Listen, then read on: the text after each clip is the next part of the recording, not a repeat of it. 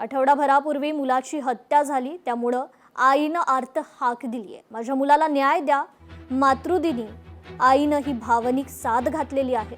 तुळजापुरातील गुन्हेगारी थांबवा अशी साद रसाळ कुटुंबियांनी मुख्यमंत्री फडणवीसांना घातली आहे।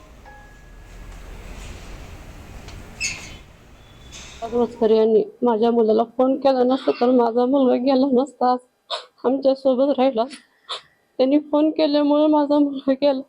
मारे तरी त्याला मारायला त्याला त्याच्या मित्राला त्यानं धरून ठेवलं मारा म्हणून।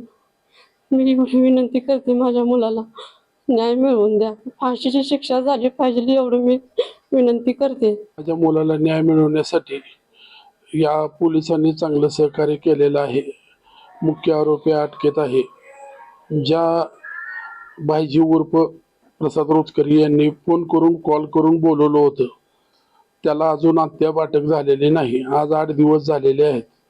तरी सदरील माननीय मुख्यमंत्री गृहमंत्र्यांनी लक्ष घालून मुख्य आरोपी व त्याच्या साथीदार यांना अटक करावी। लोकशाही मराठी ऐका, पहा, जागरूक रहा।